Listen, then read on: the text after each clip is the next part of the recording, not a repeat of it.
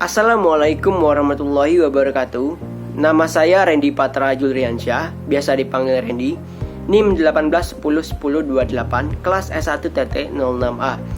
Saya mahasiswa Institut Teknologi Telkom Purwokerto, jurusan Teknik Telekomunikasi angkatan 2018. Cita-cita saya ingin menjadi seorang pengusaha di bidang teknologi, biasa disebut technopreneur, dan pastinya ingin membanggakan orang tua.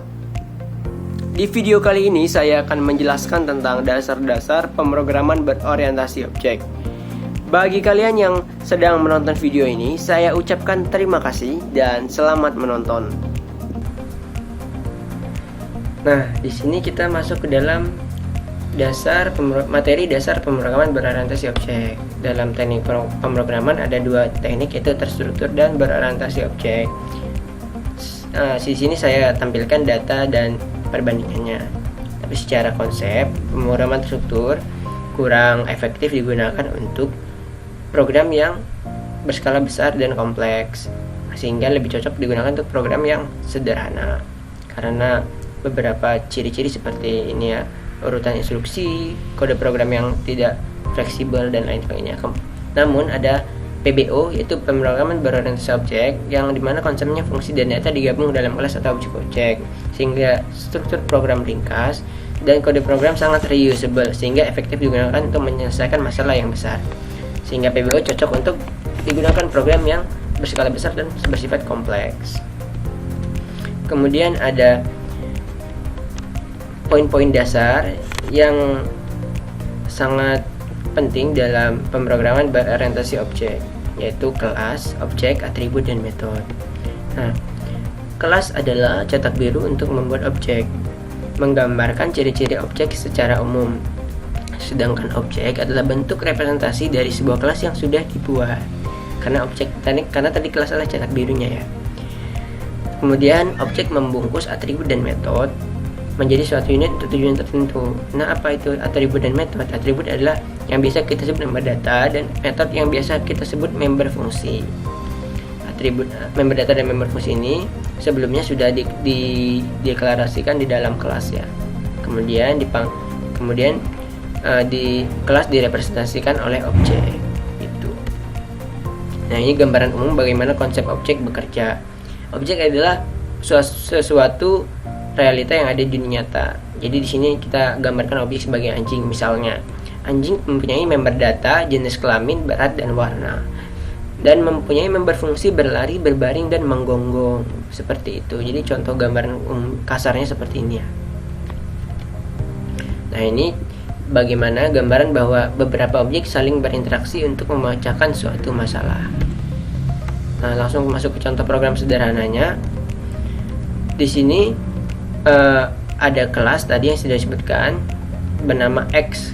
Kelas X mempunyai member data private dan public. Member data private adalah member data yang tidak bisa sembarangan diakses di luar kelas. Kemudian member data public, member data yang dapat diakses di luar kelas. Nah, isi dari member data private adalah INTA dan public adalah void B, member fungsi void B. Di dalam INT main, disinilah kita membuat objek. Bagaimana cara membuat objek? Yaitu menuliskan nama kelas yang sudah kita buat dan menuliskan nama objek sesuai dengan keinginan kita. Di sini kita buat P1, P2. Jadi ada dua objek berdasarkan kelas X.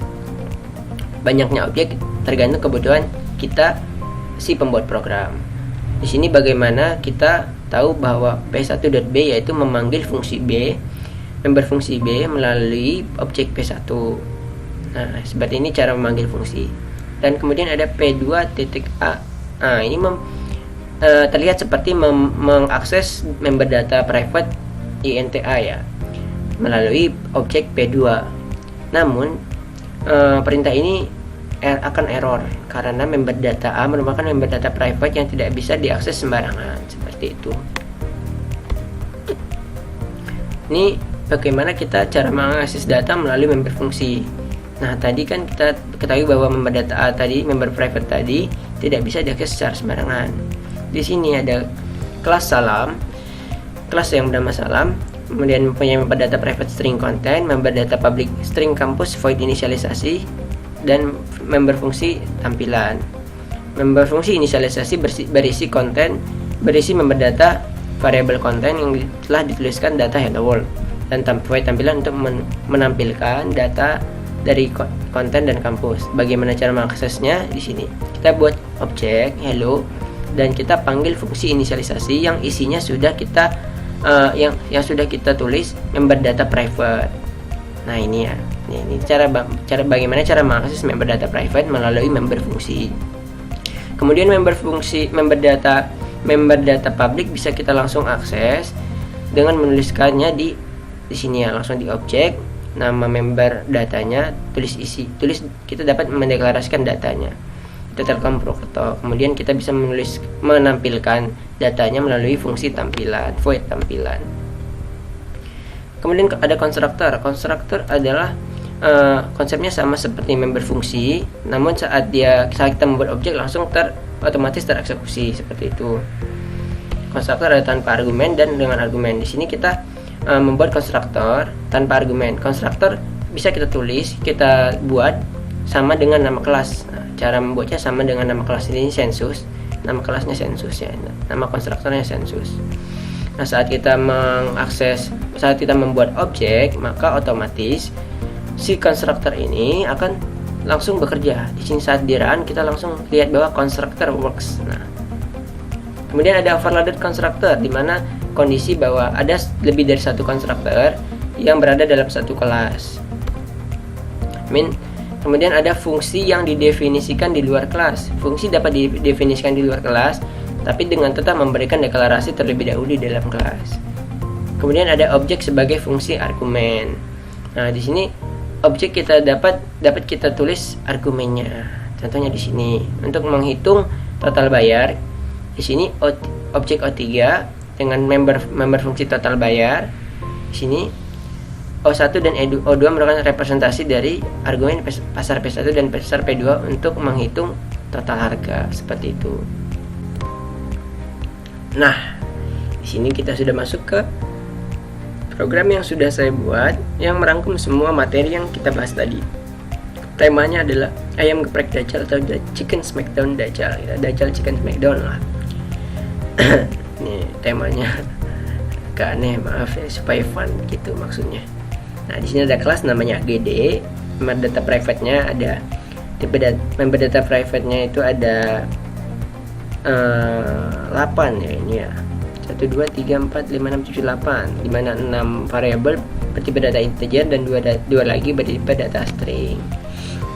Kemudian ada member data public yang isinya konstruktor tanpa argumen, seperti tadi yang sudah kita bahas ya. Ini sama dengan nama kelas. D ini merupakan member data private, namun kita masukkan di constructors. Itulah tadi kita bahas bagaimana cara mengakses member data melalui fungsi atau constructor, sama ya.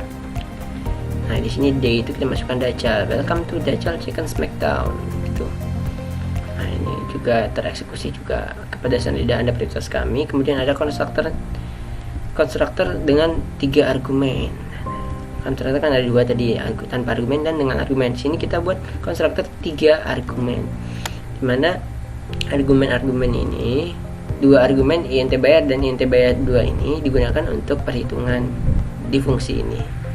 Kemudian string D ini kita merupakan variabel yang bebas kita isi apa ya, tidak Anda panas kami. Nah, ntar kita bisa isi di sini argumennya. Kemudian ada fungsi input dan fungsi tcos, void input dan fungsi tcos agdx. Nah, seperti yang kita bahas tadi, kita bisa mengakses fungsi di luar kelas namun dengan tetap mendeklarasikannya di dalam kelas. Fungsinya input ini, fungsi void input ini gunanya untuk inputan dari data pembelian seperti nama, jumlah ayam, jumlah cabai dan ST. Jadi variabel penampungnya ya, kas, PCS, QTY dan S. Kemudian ada fungsi void agd tcos agdx. Nah, ini fungsi untuk perhitungan. Setelah datanya sudah ada, data pembeliannya ada, jumlah ayam, jumlah cabai, jumlah ST-nya ada, maka dihitung oleh variabel bill ini penampungnya ya. Ini rumusnya dihitung, terus setelah dapat hasil perhitungannya ditampung oleh variabel bill, maka ditampilkan di sini. Nah, ini selamat menikmati. Nah, selamat menikmati x.cas, ini artinya nama tadi ya, nama pembeli. Total biaya dengan jumlah ayam PCS, jumlah ayam, jumlah cabai QT-nya, jumlah ditambah ST, variabelnya S ya, jumlah S-nya berapa, sebesar bill ini total biayanya. Kemudian kita lihat langsung ke fungsi main, kita langsung run ya. Langsung kita run. Di sini nama Randy kita tulis ya. Ayam 222. Nah, sampai sini dulu ya, baru saya jelaskan. Nah, di sini di fungsi main kita buat objek Dajjal 1 dari kelas AGD. Seperti tadi yang kita sudah buat konstruktor tanpa argumen, konstruktor akan otomatis tereksekusi saat objek dibuat. Nah, ini langsung tereksekusi ya. Lihat isi dari konstruktor tanpa argumennya ya, ini ya, bener ya. Nah, ini ya, sampai keberdasan tidak ada prioritas kami. Kemudian kita buat lagi nih objek dengan argumen, 3 argumennya. Jadi AGD Dajjal 2 argumennya 20.000, 5.000 dan puas. Nah, 20.000 ini adalah harga dari ayamnya, 5.000 harga dari ST-nya, dan puas adalah inputan untuk string D ini. Lidah Anda panas, kami puas. Nah, ini dia puas ini yang sudah kita masukkan inputannya. Nah, argumen 20.000 ditampung oleh INT bayar, ST ini 5.000. 20.000 ditampung oleh bayar, 5.000 ditampung oleh bayar 2 nya 5.000. Nah, kemudian bayar ini kos sama dengan kos 1, bayar 2 sama dengan kos 2. Nah, ini kan harga ayam, harga ST. Harga ayam sama dengan kos 1 tadi berapa, 20.000 ditambah 500 kali 2, jadi 2 kali 500 1000 tambah 20.000, 21.000 ditambah jumlah ayam yang kita beli 2, 21.000 kali 2 42.000 ditambah kita beli ST 2 nih. ST nya 2 ya, jumlah ST variabelnya S 2 dikali harga ST nya kan 5.000 tadi ditampung oleh variabel kos 2. Jadi 2 kali 5.000 10.000 ditambah 42.000 52.000. Nah, bener ya. Nah, sini ada fungsi perulangan. Kalau kita ingin memasukkan inputan datanya lagi, data pembeliannya lagi, kita input Y, nah, maka dia akan meminta data lagi, mengulang lagi ya, 1. Nah, kita isi seperti itu saja dulu. Nah, kenapa bisa seperti ini? Karena kita buat fungsi perulangan di sini, to while inputan Y dan N ini disambung oleh variabel an seperti pada data karakter, di mana di dalam fungsi perulangan memanggil fungsi input ini data pembelian, fungsi buat data pembelian. Kemudian Dajjal 2, objek Dajjal 2 memanggil fungsi penghitungan untuk total biaya ini, maka tereksekusi ini. Kemudian masukkan data lagi. Nah, jika kita tadi tulis inputin Y, maka dia masukin data lagi, minta masukkan data. Jika kita buat N, maka dia program berhenti. Sesuai ya, jika Y ini kan ANS. Nah, jika kita masukkan Y, ANS sama dengan Y tidak sama dengan N, nah, maka true, ulang lagi. Kalau kita masukkan N tidak sama dengan N, kondisinya false, maka program berhenti seperti itu. Flowchartnya ini. Nah, di sini ya. Tadi mulai kelas AGD kita buat 2 ini ya, biar bisa sama-sama lihat. Ini ya. Kelas AGD dimulai, ini flowchartnya mulai kelas AGD.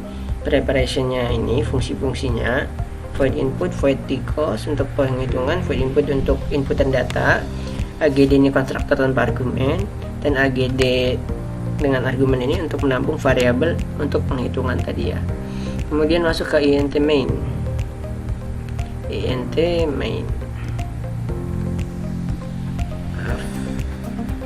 Langsung masuk ke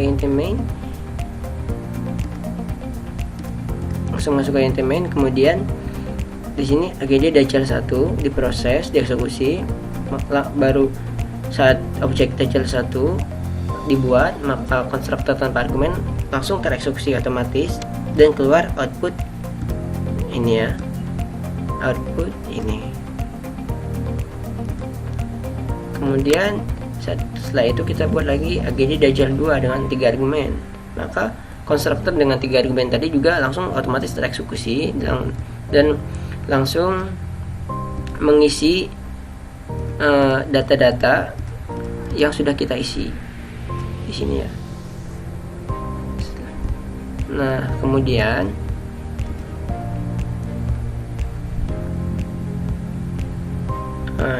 kemudian di sini fungsi perulangannya ya.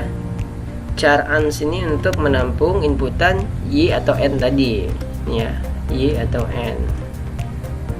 Jika kita ingin masukkan y, maka akan berulang, n akan program berhenti. Nah, ini do char ans do, fungsi perulangan do while do Dajjal 2 input memanggil fungsi input tadi untuk fungsi pembelian data pembelian atau fungsi inputnya, dan fungsi objek Dajjal 2 memanggil fungsi penghitungan tadi ini ya, fungsi penghitungan saat data sudah ada kemudian dihitung oleh fungsi ini, lalu keluar outputnya.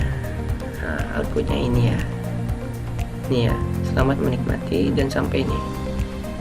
Nah, langsung keluar outputnya. Nah, baru setelah itu kita ditanya tambah data lagi y atau n. Nah, sesuai ya. Jika input, nah kita masukkan input y atau n. While ans tidak sama dengan n, jika true maka berulang, jika false maka program berhenti. Jika kita masukkan y tidak sama dengan n, maka kondisinya true berulang. Jika n tidak sama dengan n, kondisinya false, maka program berhenti. Nah, seperti itu flowchartnya. Sebelum ditutup, saya ingin memberikan suatu quotes. Banyak hafal sama dengan banyak lupa. Banyak lupa membuat bodoh. Tetapi jangan pernah meremehkan orang bodoh, karena kemungkinan mereka lebih banyak menghafal daripada Anda. Tetapi lagi, segala sesuatu itu jangan pernah terlalu dihafalin, tetapi intinya yang dipahamin. Terima kasih, selamat beraktivitas.